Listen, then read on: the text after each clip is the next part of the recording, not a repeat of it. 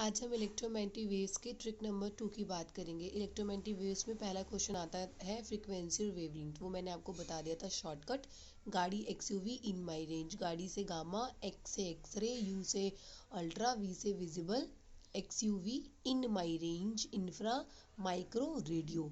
अब बात करते हैं, दूसरा क्वेश्चन आता है ईएमडब्ल्यू वेव की डायरेक्शन निकालने का। अब मैंने आपको चैप्टर का केवल टेट क्वालिफाई करने के लिए शॉर्टकट दे रही हूँ, बेसिक ज़्यादा क्लियर नहीं कर रही हूँ क्योंकि हमारे पास डीएसएसबी क्वालिफाई करने के लिए टाइम बहुत कम है।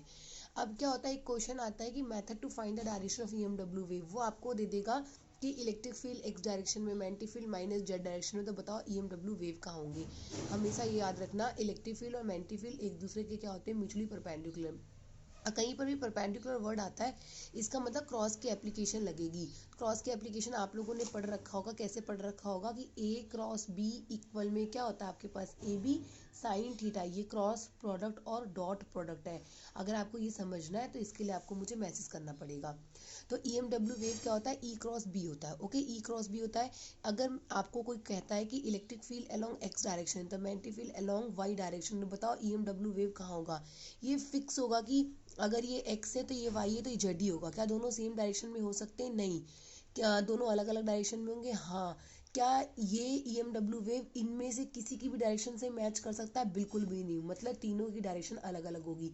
अगर ये एक्स है तो ये वाई है तो ये क्या होगा, जेड होगा। अब कैसे निकालते हैं, आप याद रखना, एक्स की डायरेक्शन को आई कैप बोलते हैं। एक्स वाई जेड आता है ना, ऐसे ही आई जे के कैप आएगा, आई जे के कैप।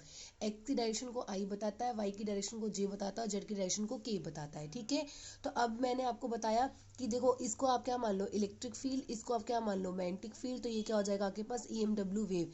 देखो, आई क्रॉस जे क्या होगा, के, जे क्रॉस के क्या होगा, आई, के क्रॉस आई क्या होगा, जे होगा। इसका मतलब अगर आपसे कोई कहता है कि इलेक्ट्रिक फील्ड अलोंग आई डायरेक्शन है और मैग्नेटिक फील्ड अलोंग के डायरेक्शन है, आई क्रॉस के क्या हो जाएगा, माइनस जे। ये ही आपको लर्न करना पड़ेगा, बाकी आप सारे क्वेश्चन बहुत इजीली निकाल लोगे।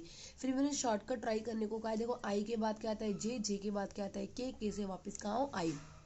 एंटी क्लॉकवाइज चलो। अब आई से जब जे जाओगे तो के मिलेगा, और जे से के आओगे तो किसको ढूंढेगा, जे और के तो है, आई मिलेगा। और के और आई, जब के से आई जाओगे तो क्या मिलेगा, जे मिलेगा। आई से जे ही जाना है, जे से के ही जाना है, और के बाद आई आना है। अगर रिवर्स जाना हो तो क्या करोगे, अगर रिवर्स आओगे, जे से आई आओगे तो माइनस के मिलेगा।